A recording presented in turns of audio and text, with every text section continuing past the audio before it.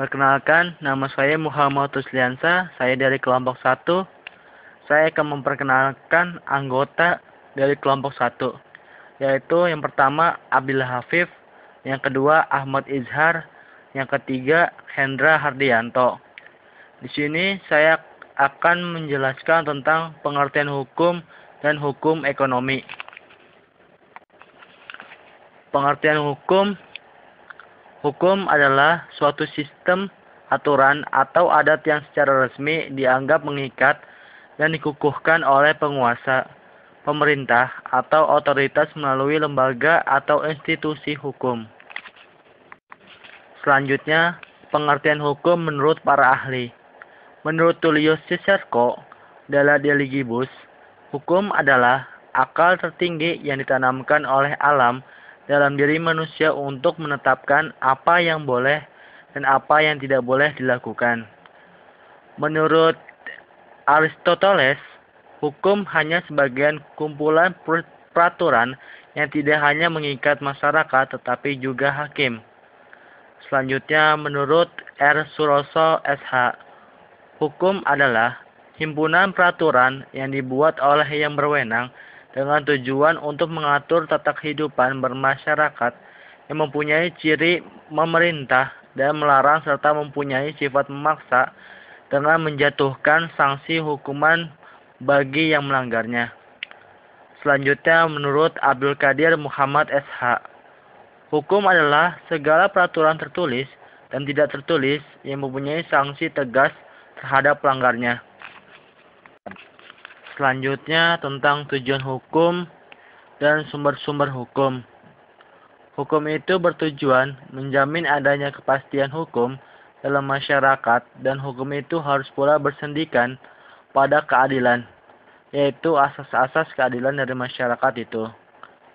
Sumber hukum ialah segala apa saja yang menimbulkan aturan-aturan yang mempunyai kekuatan yang bersifat memaksa, yakni aturan-aturan yang apabila dilanggar menimbulkan sanksi yang tegas dan nyata.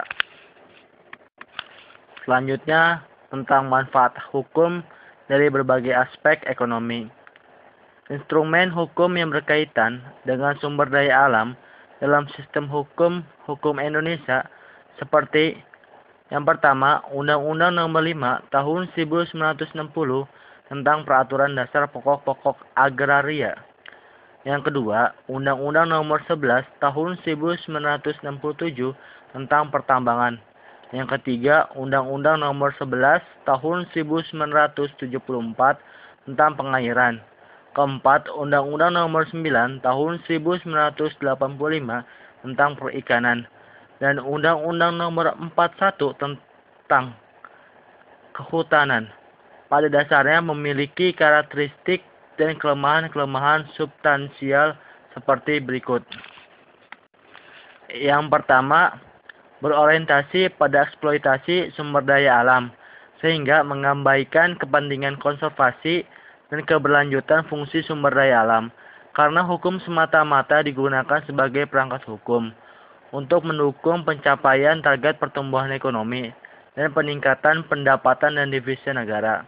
Yang kedua, berorientasi dan berpihak pada pemodal-pemodal besar, sehingga mengabaikan akses dan kepentingan serta mematikan potensi-potensi perekonomian masyarakat adat atau lokal. Yang ketiga, menganut ideologi, penguasaan dan pemanfaatan sumber daya alam yang berpusat pada negara atau pemerintah, sehingga orientasi pengelolaan sumber daya alam bercorak sentralistik. Keempat, manajemen pengelolaan sumber daya alam menggunakan pendekatan sektoral, sehingga sumber daya alam tidak dilihat sebagai sistem ekologi yang terintegrasi. Yang kelima, corak sektoral. Dalam kewenangan dan kelembagaan menyebabkan tidak adanya koordinasi dan keterpaduan antar sektor dalam pengelolaan sumber daya alam. Yang keenam, tidak diakui dan lindunginya hak-hak asasi manusia secara utuh, terutama hak-hak masyarakat, adat atau lokal, dan kemajemukan hukum dalam penguasaan dan pemanfaatan sumber daya alam. Selanjutnya, mengenai hukum ditinjau dari segi material dan formal. Sumber-sumber hukum material. Dalam sumber hukum material dapat ditinjau lagi dari berbagai sudut. Misalnya dari sudut ekonomi, sejarah, sosiologi, filsafat, dan sebagai berikut. Contoh, yang pertama seorang ahli ekonomi mengatakan bahwa kebutuhan-kebutuhan ekonomi dalam masyarakat itu ialah yang menyebabkan timbulnya hukum. Yang kedua, seorang ahli kemasyarakatan akan mengatakan bahwa yang menjadi sumber hukum ialah peristiwa-peristiwa yang terjadi dalam masyarakat. Sumber hukum formal. Yang pertama, undang-undang ialah suatu peraturan negara yang mempunyai kekuasaan hukum yang mengikat, diadakan dan dipelihara oleh penguasa negara. Yang kedua, kebiasaan ialah suatu perbuatan manusia, uang atau tetap dilakukan berulang-ulang dalam hal sama.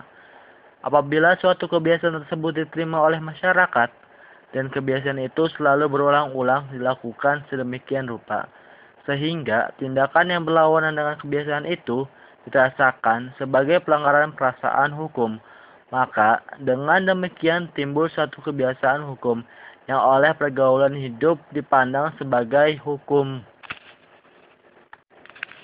Selanjutnya, hukum ditinjau dari segi bentuknya. Hukum tertulis, yaitu hukum yang dicantumkan sebagai peraturan-peraturan.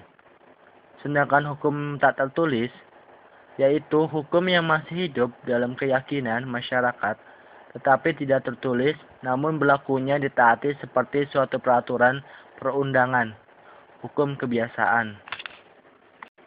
Untuk selanjutnya, pengertian ekonomi dan hukum ekonomi. Ekonomi adalah ilmu yang mempelajari perilaku manusia dalam memilih dan menciptakan kemakmuran. Inti masalah ekonomi adalah adanya ketidakseimbangan antara kebutuhan manusia yang tidak terbatas dengan alat pemuas kebutuhan yang jumlahnya terbatas. Permasalahan itu kemudian menyebabkan timbulnya kelangkaan. Hukum ekonomi adalah suatu hubungan sebab akibat atau pertalian peristiwa ekonomi yang saling berhubungan satu dengan yang lain dalam kehidupan ekonomi sehari-hari dalam masyarakat. Hukum ekonomi terbagi menjadi dua macam, yaitu A. Hukum ekonomi pembangunan, yaitu seluruh peraturan dan pemikiran hukum mengenai cara-cara peningkatan dan pengembangan kehidupan ekonomi. Misal, hukum perusahaan dan hukum penanaman modal. Yang B. Hukum ekonomi sosial, yaitu seluruh peraturan dan pemikiran hukum mengenai cara-cara pembagian hasil pembangunan ekonomi secara adil dan merata, sesuai dengan hak asasi manusia. Misal, hukum perburuhan dan hukum perumahan. Selanjutnya, contoh hukum ekonomi. Yang pertama, jika harga sembako atau 9 bahan pokok naik, maka harga-harga barang lain biasanya akan ikut merambat naik. Yang kedua, apabila pada suatu lokasi berdiri sebuah pusat pertokoan hipermarket yang besar dengan harga yang sangat murah, maka dapat dipastikan retail atau toko-toko kecil yang berada di sekitarnya akan kehilangan omset atau mati gulung tikar. Ketiga, jika nilai kurs dolar Amerika naik tajam, maka banyak perusahaan yang modalnya berasal dari pinjaman luar negeri akan bangkrut. Yang keempat, turunnya harga LPG akan menaikkan jumlah penjualan kompor gas baik buatan dalam negeri maupun luar negeri. Yang kelima, semakin tinggi bunga bank untuk tabungan, maka jumlahnya uang yang beredar akan menurun dan terjadi penurunan jumlah permintaan barang dan jasa secara umum. Demikianlah penjelasan tentang hukum ekonomi. Secara keseluruhan, semoga kita semua mengerti dan dapat mengimplementasikan ke dalam kehidupan nyata.